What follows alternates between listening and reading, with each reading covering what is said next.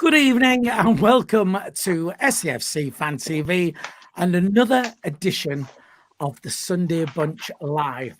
And we're all excited because it's a little bit different this week. We've decided to try something new, which I'll get to in a sec. So with myself, Wee Philly tonight, we have the Mad Mistake. Terry, have you had a good day today? Champion, I've been down Roker Beach for a nice little run in the sunshine. I can't believe you've been on my doorstep and you didn't knock and say hello. I mean, what's going on there?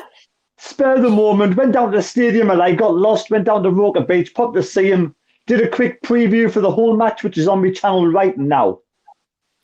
Mate, love the plug. I could have had a beer ready for you and everything. Karen could have given you a kiss on the cheek. I don't drink and drive, Phil. I would have to sleep over yours if that was the case. yeah. Oh, and get Karen's kiss on the cheek. Right, okay. Also, tonight joining us, we have super sexy Bowers, Michael Bowers, in all his finery. Have you had a good day, Michael? Yeah, it's not been a bad day. Just had a nice bit of grub, and I've had a nice crumble. So I'm all right. I'm nice and content now. So Terry's promoting healthy lifestyle. I'm promoting unhealthy lifestyle. What a combination! Oh, well, Michael, I'm with you. I'm afraid, definitely. And but we'll burn that off at tomorrow's five-a-side. I'm sure we will. Right then, what we're going to do? We are available on the live chat. We are live, so you can join in. And what we've decided to do tonight is we've cut it down to three of us.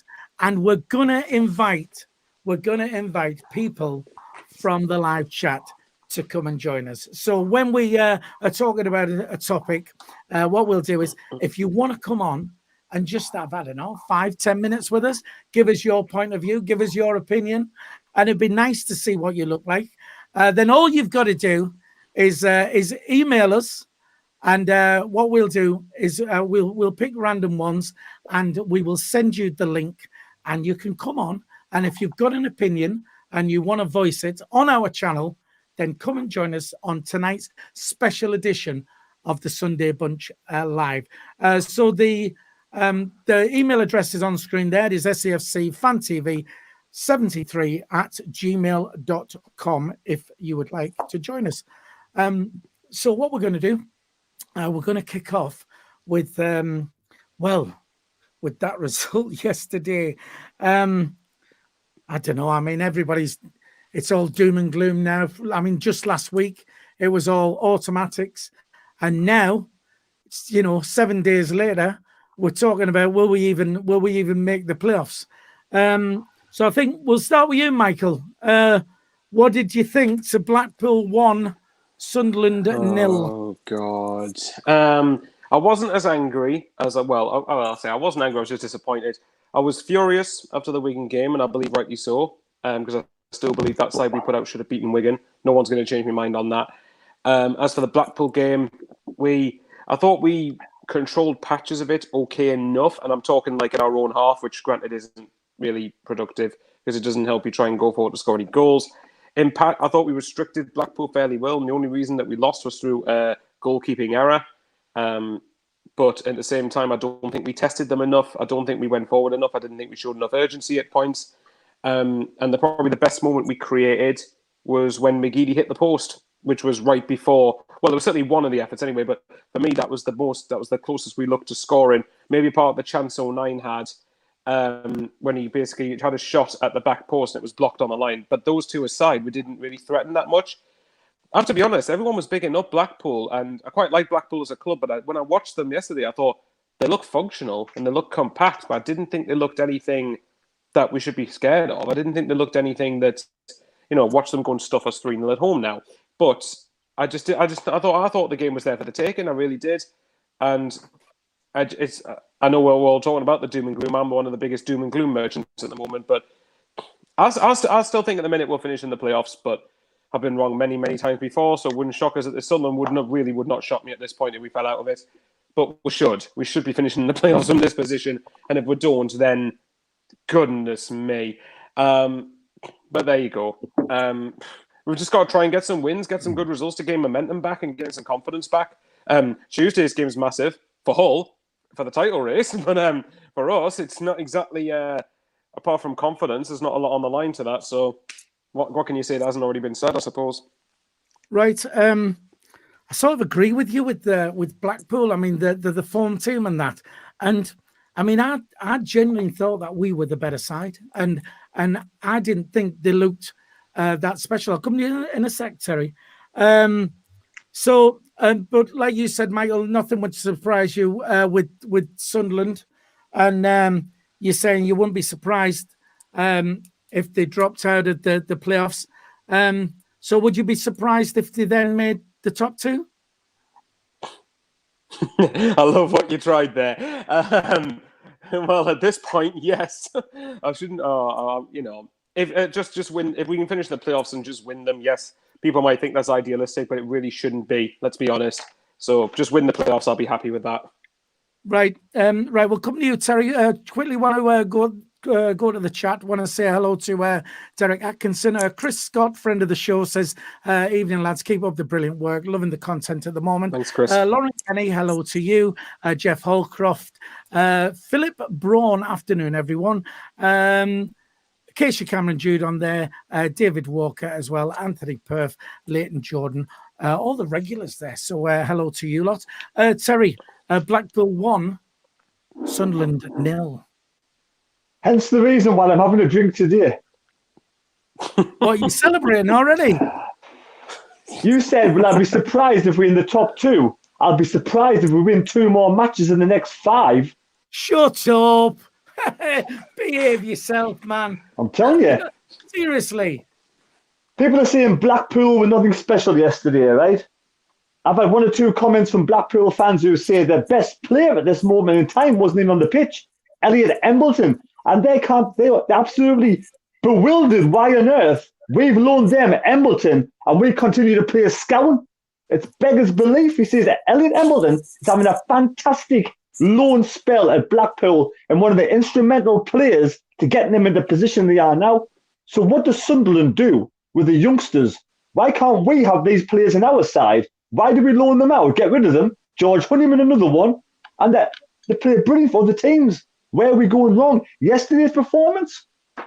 Ledbetter was a carbon influence in the centre midfield, but it's a shame the bloke next to him can't pass a ball. Then we have, Matt Fadzen yesterday was really disappointing, wasn't he? He shouldn't have been on the pitch, should have been sent off. How on earth he wasn't sent off? Was the referee feeling sorry for Sunderland, going to lose 3 games on the trot? Lee Johnson obviously knew he was going to get sent off, so he changed it for Hume straight away. The game, the first half was poor, wasn't it? It was a poor first half. We didn't create much. We passed the ball. We suddenly changed our tactics. Now we're passing the ball. Defence, goalkeeper, centre-back, right-back, left-back, and we're pissing about with the ball. And Blackpool just closed us down. Then eventually we just hoofed the ball up. And that's all we seem to do. And where's Chris Maguire off the bench? Why isn't Chris Maguire coming on from the bench? You see, it was crying out yesterday for somebody with a bit of, somebody to unlock the defence. And you got someone on the bench like Chris Maguire who could come on for the last 20 minutes or even the last half an hour or even in the second half and just try something different. Apparently he's played well for the 23s. But like I say, we've lost 3 on the trot now. Blackpool may not be nothing special, but we're nothing special either. And if we've got to play the likes of Lincoln, Blackpool, Charlton, Portsmouth in the playoffs, well, it's going to be a tough playoffs. I hope Lee Johnson can turn this around and find a magic formula. So far, he chops and changes week in, week out, all the time. I bet the players are dizzy, don't know which way they're coming. The only player that doesn't chop and change is McGeady. It keeps McGeady on the pitch, but McGeady's in, he's a decent player, he's a good player. And, the rest of them, 09, good. The rest of them are in and out of form all the time. There's not one of them who's consistently in good form apart from 09 and McGeady. The rest of them, Ledbetter's did okay, but when he plays well, he'll probably drop him for Tuesday and have Winchester and Scowen playing alongside each other. So I can imagine the players are now starting to get sick under the leadership of Lee Johnson, just the way I'm thinking at this moment in time. Right. Okay, then. I knew you'd be all doom and gloom. What's it to be happy about, Phil? What's it to be happy about? We lost 3 on the trot. I'll tell you in a sec. This team with this fan base, with this stadium, with the facilities we have, we should be pushing for the top two. The players are completely bottled. The majority of players are bottled. Along Not with even the just coach. pushing for the top two. We should be really winning the league. Exactly. It's pathetic, man. Scallon is the only player you can put down on the team sheet every week knowing for certain is going to play. I mean, possibly Luke 09, but Luke 09 deserves it. We need to have 3 in the middle of the park because no 2 are good enough to control the centre. Right. I'll tell you why we lost yesterday. It's a simple fact, right? Dino would not put his disco lights on yesterday, right? And it's as plain and simple as that, right? We asked him loads and loads of times. He was not having it. And that is the reason we lost. Full stop. Right. Just very quickly. If you want to have your say, right, on the game on Saturday, right, when we got beat to Blackpool, and you're in the chat, all you have to do, you can come on and give us your opinion. Just send us an email. Do it now. All right. And the email address, we'll flash that up for you. SAFC Fan TV 73 @gmail.com. And we're doing it a little right. What we're doing is allowing it's a little experiment to see if it works, and if it works, then we'll do it again, maybe once a month or something like that. So if you want to come on and give us your opinion, just email us now. Send us an email. We will send the link back to you.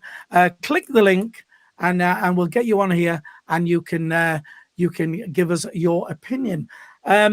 Right, we are going to the chat, but before we do anything, once again, we want to give a massive big thank you to Marianne Carlo, who's donated $3 on the Super Chat. Just to remind you, the Super Chat is available to you. It is optional, and if you do that, the money does go to help promote the channel and create better content for you. But it is optional. You can still chat for free, but if you do that, it is gratefully accepted. So thank you very much, Marianne Carlo in Boston, Massachusetts. Yes, there you go. You said it right. Right. Quickly on the chat as well. Jeff Holcroft says, Philly, can you predict the Peterborough and Hull will both remain unbeaten until the end of the season, please? He wants me to predict that because all my predictions are always wrong. So thanks for reminding me of that. Chris Scott says, great choice of beer, Terry. I missed it. What are you drinking? Oh, Peroni. There you go. So good choice, says Chris Scott. Can you give me a shout out, wee Philly? You're doing a great job. That is Keith Parker, who is in the chat as well. Look, I'm gonna shock you, because I'm going to say that's the automatics gone now, right? And it's playoffs for us. I think people who say we're not going to make the playoffs are just, the proper glass half empty people. Simple as that. Because, yes, I'll accept that I'm not, the playoffs are where it's going to be hats. The good thing is we've had a year of beating the hoodoos. The Joey Barton, Burton, winning at Wembley, all these. Fleetwood, Portsmouth away. There you go, all them, right? So it doesn't matter, because if we get to the final, then we're going to win anyway. But the top two is still on, right? Now, last week, yes, we're all predicting. Nobody could have predicted that we were going to lose 3 games in a row, right? So, but if it can happen to us, it can happen to Hull and it can happen to Peterborough. And if it was that to happen, then there you go. We're back on again. So I'm not giving up hope. However, I am saying happen. We'll probably end up drawing 2 and winning 1. No, shut up, man. It's right. No, it's probably going to be playoffs. Right. What I'll do then, I'll ask you the question. I'll check the emails to see if we've got anybody we can bring on. We'll start with Terry. Chris Maguire, right? Put him on the bench. For me, it was crying out for, we just, I know he's been off form. He's not been playing well, but he is that type of player who can do that one thing, what could totally change it. So Terry, Chris Maguire, your thoughts on him yesterday? Or not on him not coming on? I think that Lee Johnson's probably only put him on the bench to please the fans. Now, I don't know. Would he do that? Would Lee Johnson make the numbers up, isn't it? Yeah. Would Lee Johnson put him on the bench also to keep McGeady happy? Because McGeady and Maguire are very close. They're very close friends. You can also see good camaraderie amongst them both. Pardon? McDonald's friends. Exactly. See good camaraderie amongst them both. Warming up at Wembley, they were laughing and carrying on together. Now, I don't understand what's happened between Maguire and Maguire and Johnson. I didn't understand what happened to McGeady and Parkinson. Now, are we going to get another manager to fall out with one of our best players over? I don't know what it is. I don't know what Maguire's done, but we'll probably never find out. But Lee Johnson's got to find a way. He's got to find a way to get this guy fit and get him on the pitch. Now, if it means playing him for 20 minutes against Hull, last 20 minutes, and then half an hour the next match, and then a full half the match after that, we need him back for the playoffs. We need the players like Chris Maguire available for the playoffs, who has a bit of magic in him, who can get a goal from absolutely nothing. And, you know, he probably doesn't deserve to start a game of football, but he does deserve 45 minutes. And for me, yesterday, it was crying out at half-time for someone like possibly Maguire to come on, like Jack Diamond to come on at half-time, because we weren't creating anything. Is that it? Yeah, that's it. I don't want to be too harsh on Lee Johnson or Chris Maguire because I want them both to get along together, sort the differences out, and for Lee Johnson, you know, to take Maguire under his wing, get him fit, and get him ready for the playoffs, because we need this guy fit for the playoffs, as well as we need Lugo and 9 move to centre of midfield for the playoffs. So as soon as we get somebody else back in the centre-back position, now whether that's younger, whether that's not Sanderson's out for the season, isn't he? Well, no, apparently Lee Johnson said there's a chance he could feature, but I don't know. But if he said that, and I don't think with the playoffs in mind. So bear in mind the playoffs is at least a week after the regular season finishes. So I'm hoping he might be back for the playoffs. If Sanderson's fit or Flanagan, any centre-back, any goddamn centre-back to get Luke 09 back in and take over from Scowen's position. Right, fair dues. What we need to do, we've all got to give a massive, big thank you to Colin Major, £20 on the super chat. What an absolute legend it is. Go on, Terry. Yes, Terry, that says 20 quid. Yeah, it is very much appreciated. It will help the channel to grow. We do appreciate that. Thank you very much for your kind gesture there. So thanks to Colin Major for doing that. As we've said, we are throwing this open today to come and join us and have your say. As of yet, nobody sent us an email. So if you want to come on and give your opinion on yesterday's game, the email address is SAFC Fan TV 73 at gmail.com. Just send us an email. We'll send you the link and come and join us. Come and have your say on the show. Why don't you do that? Before we move on to you, Michael, we would also like to say a massive thank you to Gaz Guinness for €5. Once again, a round of applause for Gaz Guinness. Sunderland finished second. Got to be more twists and turns, and then Pompey to win the playoffs. Good luck for the last games. Gaz Guinness, you are my type of guy, positive guy. Sunderland. He's a Pompey fan. It's honestly, and Pompey up. Is he a Pompey fan? Yes, I think it's Gary Guinness. Yeah, he's spoken on Twitter a few times. So yes, yeah, he is. He is a Pompey fan. Yes, his avatar there looks like. Well, I want to have some of what he's having. I'd love to have what he's having. Well, no, good. No, I'm happy with that, Gaz. Pompey winning the playoffs. I'll take that. No problem. And we'll have second place. But thanks for the €5. Thank you very much. That is much appreciated. Don't forget, if you want to join us on the live chat, little experiment we're doing on this Sunday evening, send us an email now. We'll send you the link. SAFC Fan TV 73 at gmail.com. Come and have your say. Michael, Chris Maguire on the bench and then not being used. What were your views on that yesterday? I agree. I think that's pretty pointless. There's no point. The only way I can think of, and I think it was Dino who probably said this, and I actually agree with him, that the only reason he was probably brought there was just to make up the squad numbers and to make up for the fact that we had loads of injuries and had places available on the bench. And it's like, oh, Maguire, do you fancy it? Go for it. But like you said, I think that this strikes me as McGeady and Parkinson 2.0. It really does. And while I don't think Maguire's as good technically in the same league as McGeady, even though they're playing in the same league, but you get my point. I don't know. I think Maguire's someone who can deliver in big moments. And I'm agreeing with the fact that he's not starting. Well, at least until recently, I've agreed that he's not starting because I don't think he's done enough when he has played.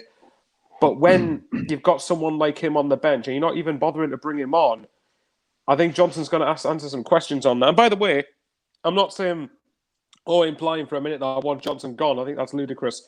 But I do think he deserves to get questioned on this. Like, well, Maguire's someone who's, I'm sure, has hit double figures in terms of goals for us in the last 2 seasons, and someone who is clearly capable of doing something. So why is he not being used? I don't get it. If it's an attitude thing in training, well, then only Lee Johnson will know the answer to that because he sees them day in, day out in training. We don't see. We just see what they do on the pitch in 90 minutes, or rather, at the minute, what they don't do on the pitch in 90 minutes is probably a better accurate term. But we know that Maguire can do something, and it's frustrating that, you know, he's willing to bring like Gooch on ahead of him. And I'm going to try not to slate Gooch too much, but like Gooch in terms of work rate, fair enough. He's got a little bit of pace about him, but I think Maguire technically is a better footballer. And a couple of weeks ago, I think I wasn't as bothered about it, but at the same time, why not have him?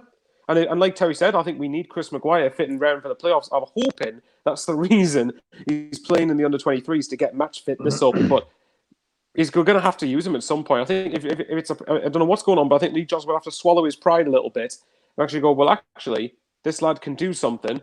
So let's find, and the only way I can accept it is if he genuinely can't find a way to get Maguire into any of the systems he's trying. But I think even that might be hard to believe. Get him in, use him. Can't be any worse.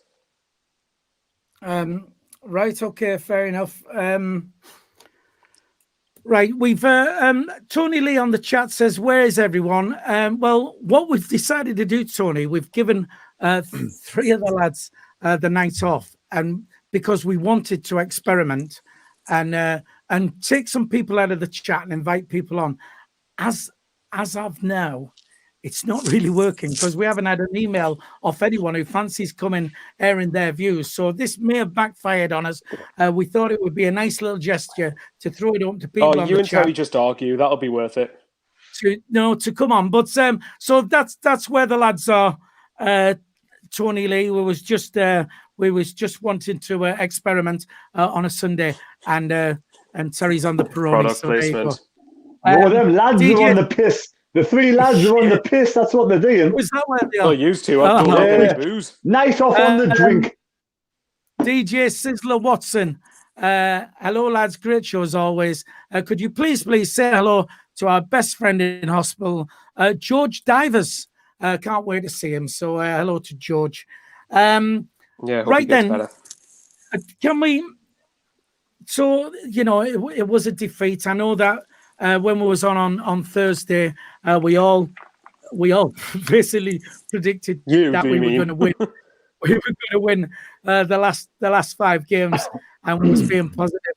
I mean, I still say we was unlucky yesterday. Is there any positives, do you think, we can take out of yesterday's game? I mean, bearing in mind that we got 5 games left, and there's still a lot to play for. Was there any positives from yesterday, Terry? 100%. I thought the defence did really well. I thought it was a game actually of both set of defences playing really well. I thought our defence, even though we have McFadden there, I thought we got Lee Burge made that mistake. I thought overall we defended really well, and with Ledbetter back there, he saved us a lot. I mean, apparently he gave the ball away after McGeady hit the post. I didn't even see that. I was too busy trying to find out who the hell was offside when McGeady hit the post. But apart from that one error, I mean, it should have been combated anyway by Wright and Burge to help out Ledbetter's mistake. But I thought Ledbetter yesterday had a really good game. I thought we need him for the rest of the season, alongside two of the midfielders. But I thought the defence, I thought we weren't going to let a goal in, to be fair. I thought we were going to keep a clean sheet and it would probably end up a 0-0 draw, or we'd sneak a victory. And I was gutted when we let that goal in. I even more gutted for Burge because it was a mistake by him. I was kind of hoping he'd turn the corner a bit from his mistakes, but obviously they're creeping back in again, and he has that ability to do mistakes. But yeah, I was impressed with the defence. I'm hoping we can take the solid defence forward to the rest of the season, and we can keep clean sheets and grind out a few victories. Yeah, fair enough. Michael, by the way, I've got somebody who's due to come on. Michael, okay. Positives from yesterday. All right, positives. You're not going to like this, Phil. From my perspective, a positive is that Hull won, which almost puts them a top two thing, all but mathematically to bed. Hang on. Just if you're going to talk like that, then you're gone. Simple as that. Right, go on then. Love it. Absolutely love it. I would have been even more annoyed if Hull had dropped points, because it would be yet again an opportunity that we didn't take advantage of. If you look at it this way, right, everyone's been big. Like I said, I honestly, and I know people saying Embleton was missing, but the fact of the matter is, everyone's going on about Blackpool being this mint amazing side that, mind you, were 2-0 up at Lincoln, chucked it away, needed a penalty save against Accrington to avoid getting beat, and won yesterday because of a goalkeeping error, nothing more. We did, like I said, I wanted to see more from us offensively, but I did think that we did control large parts of the game in terms of possession. Even though we didn't look great going forward, I think Ledbetter coming back was a positive. I think he was our best player. I thought he controlled the middle of the park, kept things simple, kept things calm, as Terry alluded to before. And I thought we kept Blackpool at bay fairly comfortably. It was just literally a game where a mistake was the difference, and that's it. Thank you, Michael. Right then, joining us now, all the way from New Zealand, woohoo! John Swinney. Hiya, John. How you doing? Morning. Good morning. No, it's evening. It's evening. Not here. What time, John? John, what time is it in New Zealand? 6:30. Oh, 6:30. Hang on, John. You got up before 6:30 to watch us. Well, No, he's going to work. What else is there to do at 6 o'clock in the morning? what a legend.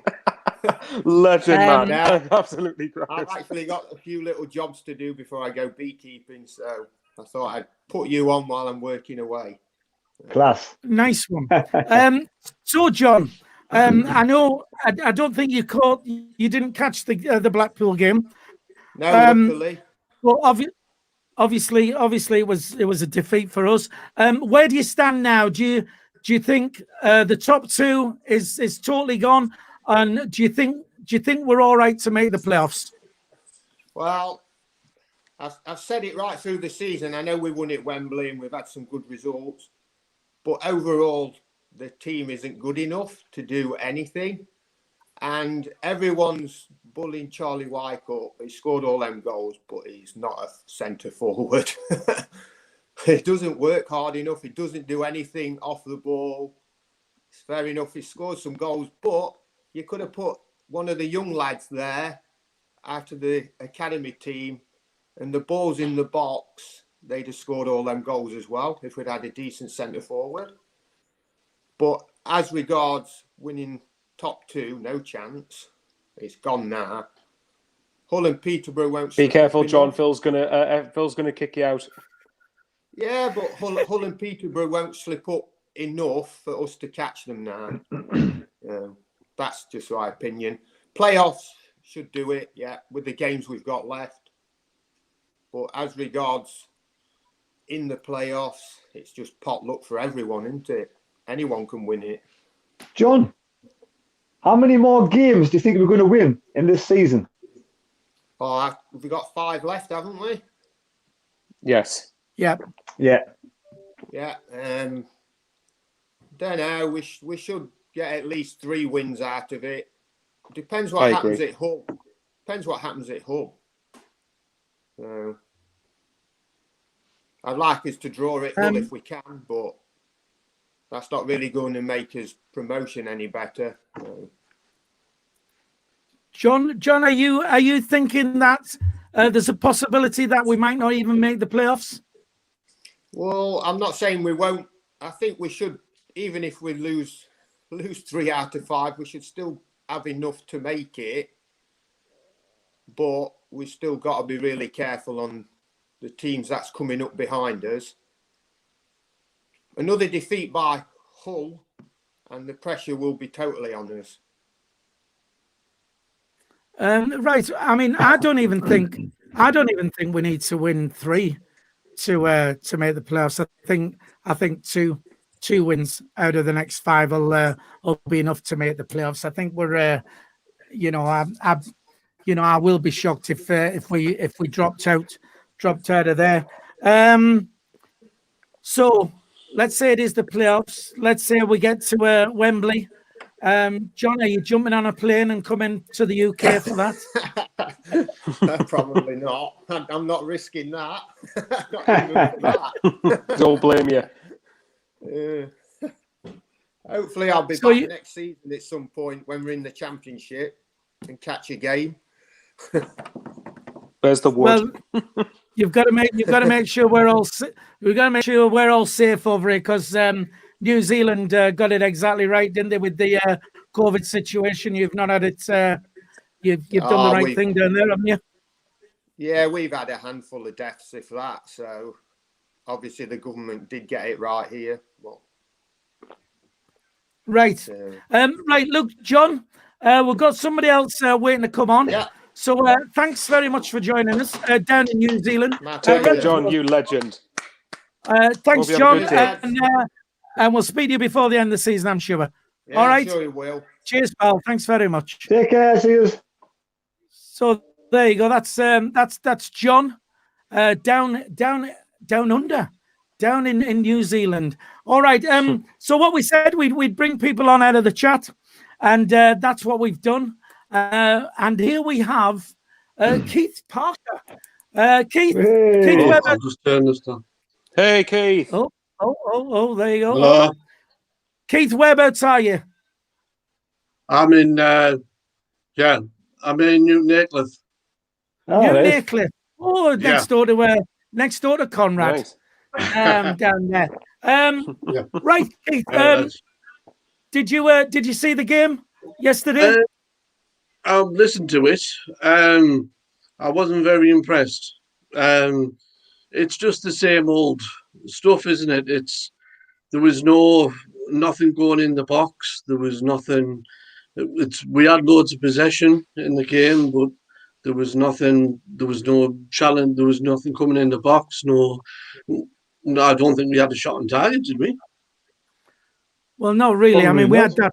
I mean, McGiddy. What the one I McGiddy at can think of is the one where 09 shot at the one with 09. Oh yes, that shot was at the back. Right. That was cleared clear on the line. That's the only one I can think of off the top of my head.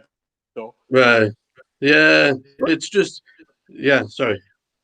Do you not think, though, Keith? Had it not been for Lee Burgess' mistake, would Blackpool have scored? Do you think? It would have been. That would have ended up 0-0. That would have ended up. Yeah, it would have been, because we weren't going to do anything. Well, I couldn't see us scoring. We've just the knack of scoring. We just seem to have we're not doing it. It's not happening the way it was before. Well, a little bit unlucky though with McGeady's shot. Go on, Terry. Keith, what's your thoughts on Lee Johnson? Do you think he wanted to win yesterday? Do you think he wanted to go for the victory, or do you think he was happy for a draw?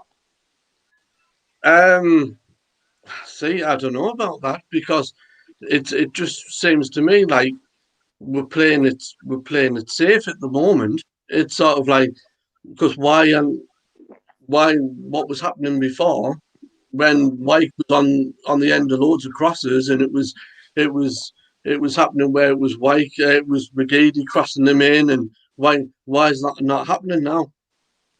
Can I just say there's no way in the world that Lee Johnson went out there to play for a draw yesterday. Not a chance in the position we were in, and especially with losing 2 games. So I don't know how you can see that, Terry. I don't know unless you want to explain. So why wouldn't he play Chris Maguire? Mm-hmm. There's obviously there's a fallout there, or something we don't know about. Keith, what are your opinions on Maguire? I think he should be in. I think I was there. I went to the stadium when against the Portsmouth match when he scored that goal, and I was there. And he can do stuff like that. And he scores goals, which he scores like worldly goals, and you can get goals out of nowhere. And exactly. I think, that's what we need. Exactly. You're 1-0 down, and you got that guy on the bench, and you don't bring him on. So, and you could see fine well we weren't going to score on a month of Sundays yesterday, so it's beggars belief to me. Yeah. Right, fair dues. Michael, before Keith goes, have you got anything you'd like to ask him? Thanks very much for valuing me to talk to on Facebook. There you go.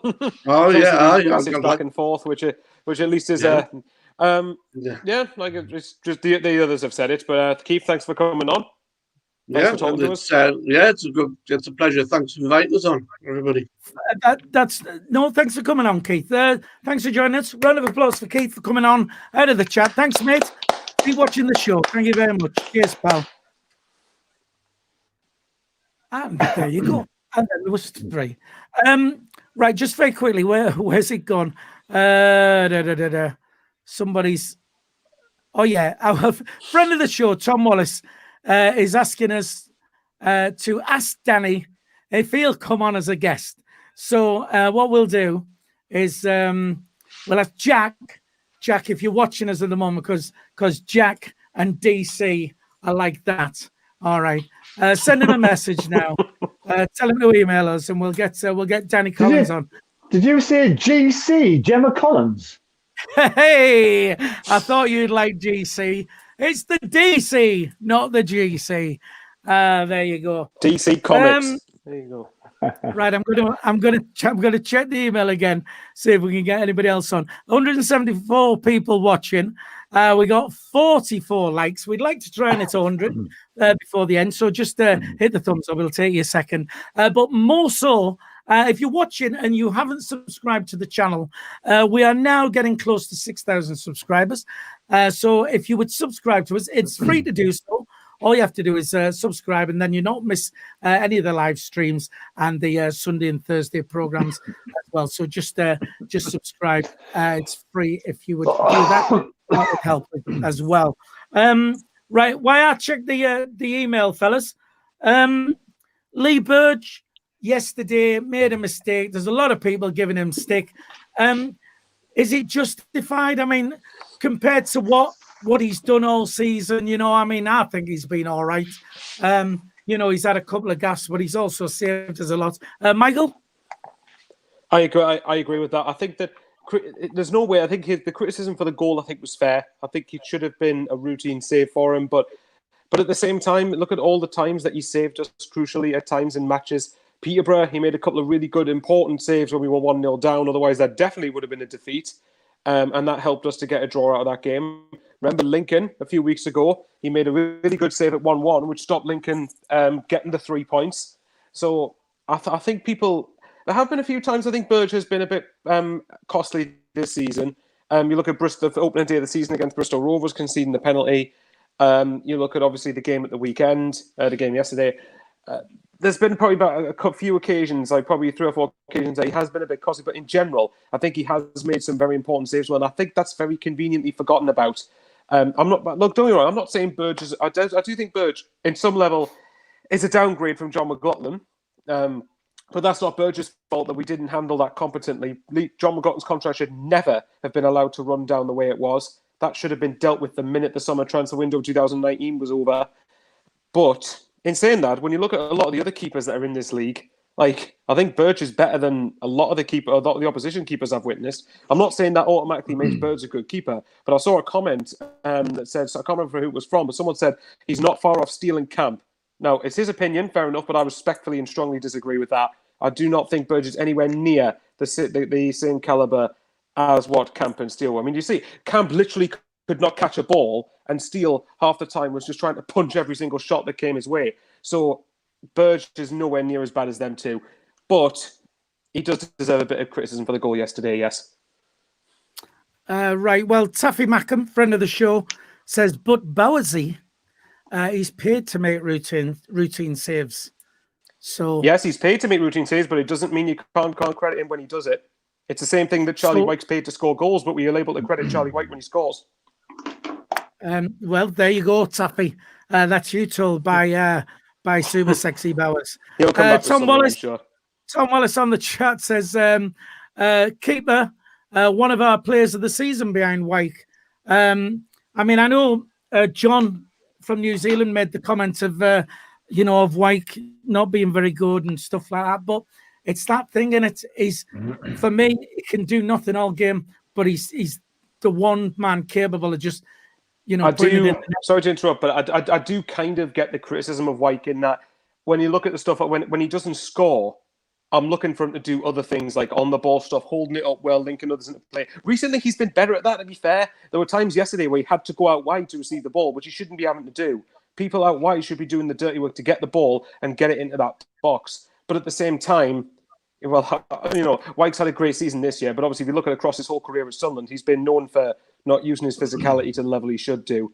But well, here's one I'll quickly ask you both. Would you give White a new contract? Well, for me, if we get promoted to the Championship, then no, I wouldn't. Terry? I do think with the new owner in who has money to spend, we should be looking for better. Yeah, I agree with that. Right, just very quickly, again on the chat, Colin Major says, still think we need to invest in a new keeper for next season, Michael. And John Swinney, our friend who's just if we went up, on, I definitely agree with that. Right, John Swinney says also, the peers have played to pass the ball as well. So, I mean, fair comment. In which case, Scowen shouldn't be getting paid at all then. Right. Terry, Lee Burge, obviously, there's no doubt he was at fault for the goal yesterday. But I mean, overall, just the season, he's probably done better for us than the mishaps he's had. Agreed? Exactly. I mean, in the game of 12 unbeaten, he was my man of the match for 5 games. So that proves that, he's saved us a lot of occasions, and everybody makes mistakes when Scowen can't pass the ball 6 yards or passes the ball straight out of play. They get slated by Lee Johnson or by anybody else, Yes, by me, obviously. But he only made 2 mistakes in 2 games. 2 mistakes in 2 games, and they were costly mistakes. But he's got players around him to give him a hand. When the cross came across, it could have been cleared. It was deflected. Everybody makes mistakes, but who do we put in place? Who replaces Lee Burge? Who is there? Patterson's always going to be in under 23s, so you won't put Patterson in because Patterson's going to play the under 23s. Matthews is completely pointless, so there's nobody else, so we're going to have to make do with Lee Burge. And for me, he's one of our better players this season because he makes the odd mistake. It's been magnified, 10 times over. Yes, Michael? I was going to say, and as well, we all talk about Burge being paid to make the routine saves, which is fair enough, he is. But at the same time, half the time, the defenders are there to stop it getting to the goalkeeper in the first place. So it's a collective thing. Exactly. And we got a full 90 minutes. We couldn't score a goal. That's not Lee Burge's fault. We couldn't score a goal at all. So at the end of the day, the bigger problem for me is not Lee Burge. It's players like Scowen who can't pass the ball in centre of the park. Do you think Terry's not a fan of Scowen then? I think not. I'm not. You know what?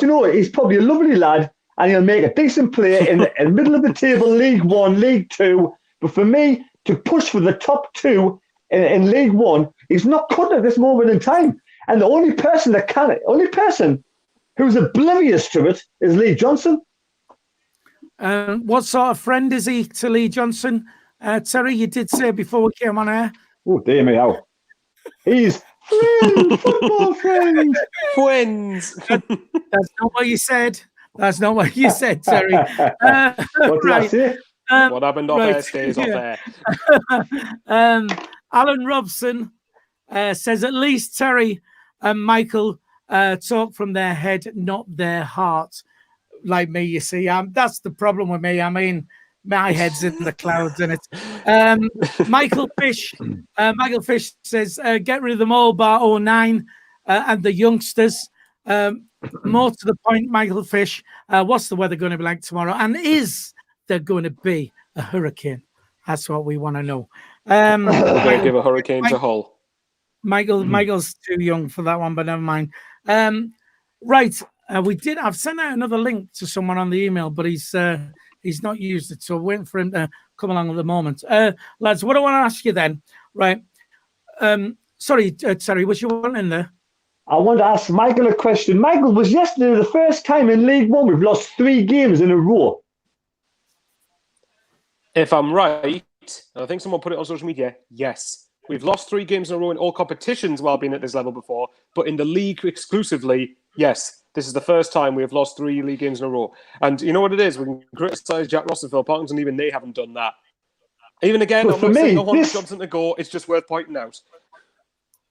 This is what happens. This is still, you know, the fallout from Stuart Donald. It's going to be next season before we can actually move forward for me. Well, hopefully that's in the Championship, because I cannot bear another season at this awful level. Well, apparently, I mean, correct me if I'm wrong, but Lee Johnson gets his nickname Streaky, apparently, from... yes, he does. Apparently he'll go on a winning streak, and then he'll have a losing streak. So hopefully... Right, how about this? We'll lose the next couple of games, then we'll win the last 2, and then we'll win all the playoff games. How's that? Well, there you go, yeah, whatever. We'll take that. I thought it was because like bacon sandwiches in the morning. Well, for me, that's in fact, Terry, if you're going to tell jokes like that, then you're off. It's as simple as that. Hey! I'm back here. Yes. Oh dear. Oh, right. All right. Listen, I'll do the funnies if you don't mind. Luke, lads, what I need you to do, can I have a round of applause, please, for Michael Fish, please, who's donated £5 via a super sticker. Thanks for your support, Michael. Very kind of you. Thank you very much. You're very welcome, Phil. Thanks. Right. No, Michael Fish. Michael, we thank you for your contributions every week anyway. Right, what I want to ask you, lads, I mean, none of us could have predicted we're going to lose 3 in a row, right? So, and though we've had this, we haven't been playing well, you know, we'll all agree that, but still getting the results. What I'd like to know is, you know, we've had a lot of injuries, so you've got to be sort of sympathetic to Lee Johnson, sort of for that, because he's had a lot of changes to make. However, it's back to this situation of where we used to complain all the time about Phil Parkinson, you know, he wouldn't change and stuff like that, right?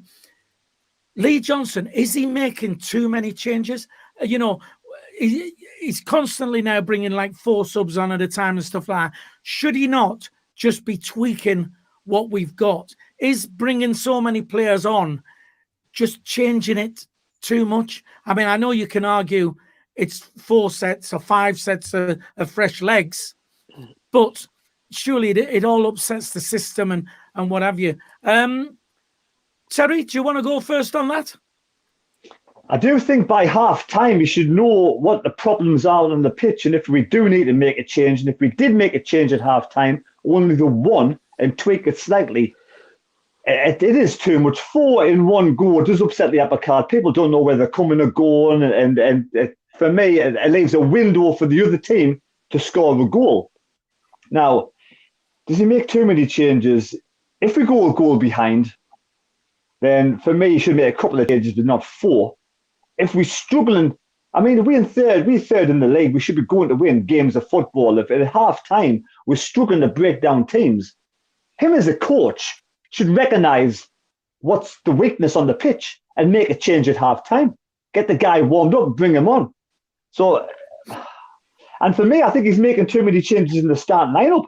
Surely he must know his best 11 by now. Or he must know my best 11 if he watches the bloody programme. Yeah. Yeah, but this is what I'm saying, though. Terry, I'm sure he does know his best 11, right? But you know, from 1 week, Sanderson's undoubtedly been one of our best players, you know, by a mile, right? And there you go, injured, you know, and he would have been probably first on the team. Sorry, not first. Scowen would be first on the team sheet, according to you, Terry.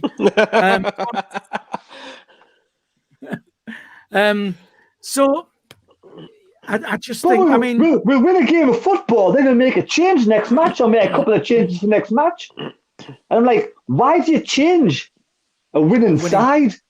It's like you're causing trouble for yourself. Yeah, Michael, do you think there's too many changes? Sorry, Michael. Before I go to you, I will quickly go to the chat. Joseph Billingsley says, "Watch 3 games will be wins next." Joseph, I like the way you talk. That's good. Apparently, a casual observer says Michael Powers is a faster sprinter than Rod Stewart. Well, that's probably true. You're giving me too much credit there, like. No, Michael is in training. So, and he's out. And if you do live in the Bolden area and you see this person just flash past like that, that'll be Michael on one of his. I'll run in a straight line and then fall on my backside. On one of his training sessions.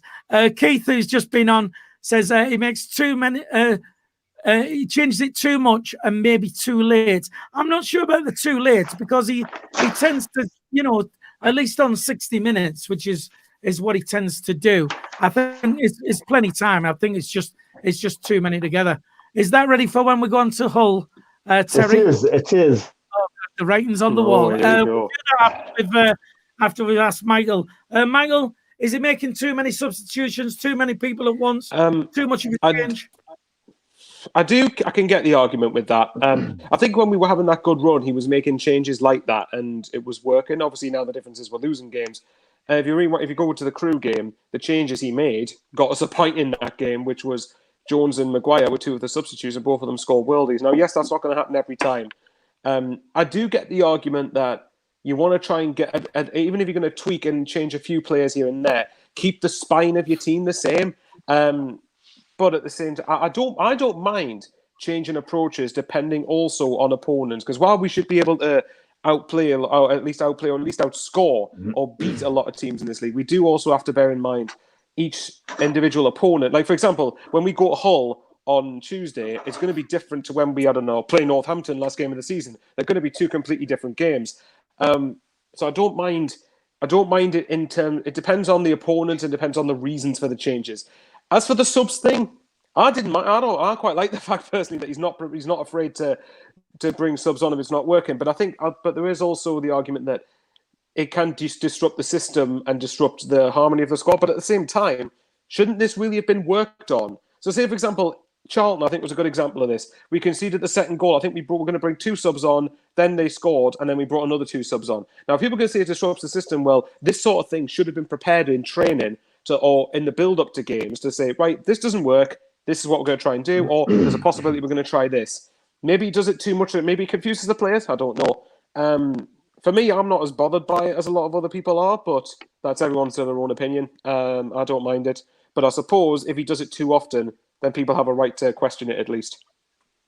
Right, fair dues. Right, on the chat then, John Forbes says he agrees with you, Terry. With what you say, obviously, one of your fans. Taffy Mackham, friend of the show, says we didn't mourn when he made 4 changes against Peterborough to get the point. Thank you. That's one of my points. Yeah. Right.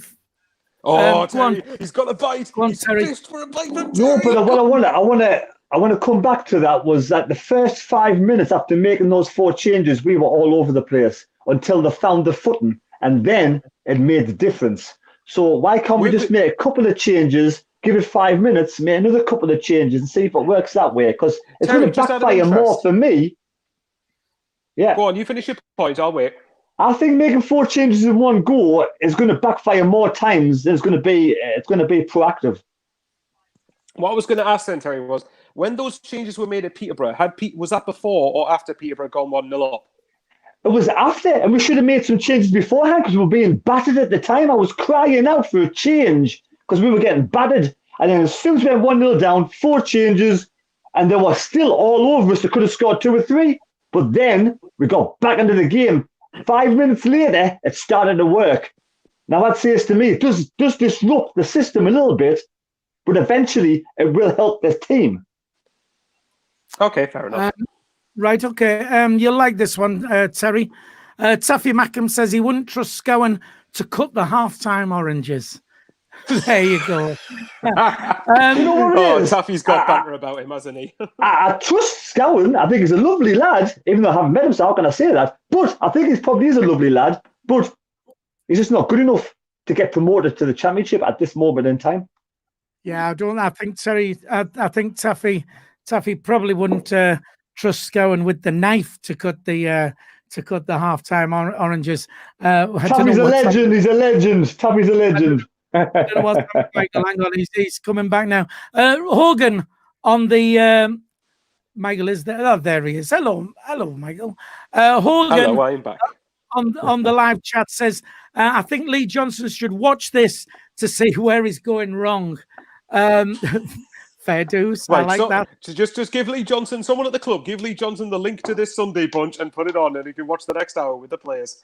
Right. Well, Lee, if you are watching, we're going to discuss Hull City, which is a 7:45 kickoff this coming Tuesday. It's still an important game. You know, people are saying, that's it now. It's Hull's for the tick and that. You know, we beat Hull on Tuesday, and that boosts our confidence, puts us a step closer I agree. To the playoffs, and a step closer then to top 2, which is still not impossible.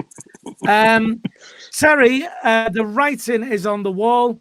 If you want to know, Lee Johnson, if you are watching, just listen to Terry, all right, because this is what you need to do to get 3 points on Tuesday. Terry, have a word with Lee, please. Spot on. 5 out of 5 victories will instill confidence for the rest of the season and take us into the playoffs with confidence. Now, in an ideal world with no injuries, McLaughlin's on the verge. Is he injured or not? McLaughlin was started right back and would have a logo 9 in the centre with Winchester and a new centre back to come in there. But the way things are at this moment in time, Power at right back, Burge, Hume, Wright 09, Ledbetter, Winchester. What's happened to Dan Neil? Is Dan Neil fit? I have no idea. If Dan Neil's fit and playing well in the under-23s, bring the lad in, start him against Hull. Then we'll have Chris Maguire coming on if Winchester's not cutting the mustard. Jones, McGeady, Wyke getting down the byline. Hume overlapping with McGeady, Power with Jones. And if Jones is not doing what he did against Peterborough in the first half, bring on Jack Diamond with his new contract. We need a victory against Hull. I'm going for Streaky Bacon to get a 1-0 victory against Hull. Sunderland players, there is your team talk. Right, 1-0 away from home. Confident prediction there from Terry. Just very quickly before we come to you, Michael. Keith Parker says his dad's 67th birthday on Tuesday. He's a Sunderland fan. Or we can get a win for him. Keith as well. Keith Senior, happy birthday, 67. Almost as old as Terry.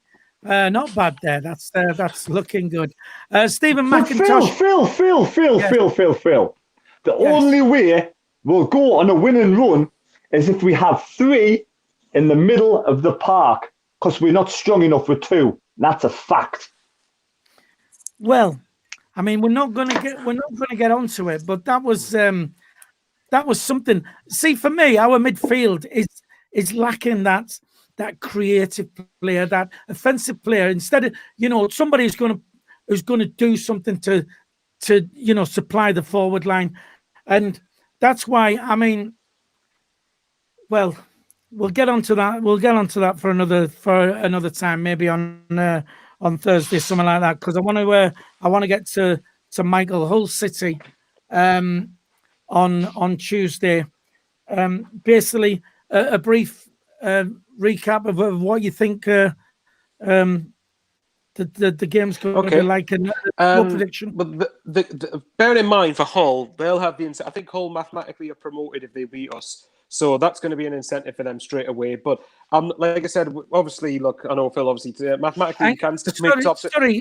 Sorry, Michael. If they beat, they're not up automatically. If they mathematically, if they beat us, are they? They're on 82 points now. If they beat us, they're on 82 points now. So if they beat us, they're on 85, which means we have 4 games left, and the most we could get to is 83. So they're automatically promoted if they win on Tuesday. But Lincoln are only 2 points behind us, and have got an extra game in hand over us. Hang on. So if Lincoln have got 6 games left, then if that's the case, so they're on 69 points. Oh, actually, they do have a point there, but never mind. Okay, well, the point is that they'll be wanting to take a step closer to automatic promotion. Peterborough fans, I think, will be cheering us on for this game to try and have Peterborough get closer to Hull, providing they beat Gillingham, which I suppose you would think they would. For this game, I think it's important to at least stop the rot, and if we don't win the game, make sure at least get something to stop the run of defeats, and then give yourself something to build on for the next game after that. But like you said, and I agree with Phil on this. I think if we beat Hull, confidence could start to come back. And if you look at it this way, even if we think it's going to be playoffs, you've got 5 games left to build momentum and try and get some confidence back. We have to do it. We have to try and get confidence going into the playoffs, because that could potentially, well, hopefully, carry us into the championship. But we'll see. As for predictions, you know what? I'm going to go with my heart on this one, and I don't know why. I've got a hunch we're going to beat them. I'm going to go 2-1 Sunderland. It's the sort of game where we are not expected to do any. I said it with Blackpool, but it's even more so in this case. We're not expected to do anything, and there's nothing in terms of table.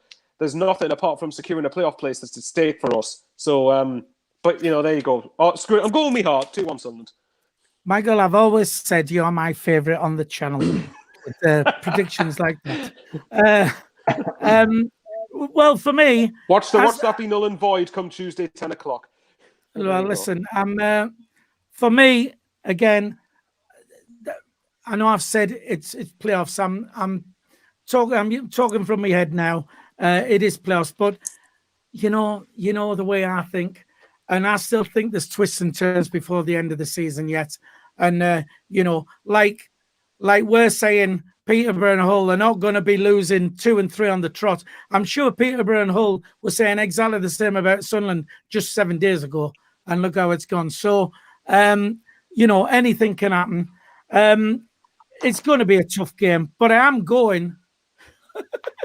I suppose Peterborough and Hull are in the position where they can afford to drop points and just win a couple of their games left, and they've done it. Well, listen, maybe maybe they'll get complacent. Maybe they'll think the job is done. Who knows? But anyway, Jeff Allcroft says Philly is making a prediction. So I do apologise for this. If you want to lose money on Tuesday night, go and put your money on Sunderland 2, Hull 1, and I guarantee you will lose your money. So there you go. I'm going to wear. Adam French says 21-0. Predict us to lose then. No, I'm saying behave yourself, Michael. Wash your mouth out. If you're usually wrong, predict us to lose, then we might win. Yes, I know, but I can't do that. Listen, 2-1 Sunderland is what I'm going to go for. Listen, we're right out of time. So before I do go, I quickly want to give a plug to this. We're trying out something new. All right. We're doing sort of a new panel of people we'd like to speak to. We'd like you to live in Sunderland. So if you think you'd like to join us, there's a little experiment we're just going to try between now and the end of the season. Send us an email, and what we'll do, just say that you're interested, and we'll send you an email back explaining what that is all about. So SAFC Fan TV 73 at gmail.com. I'll fill the screen with that next time.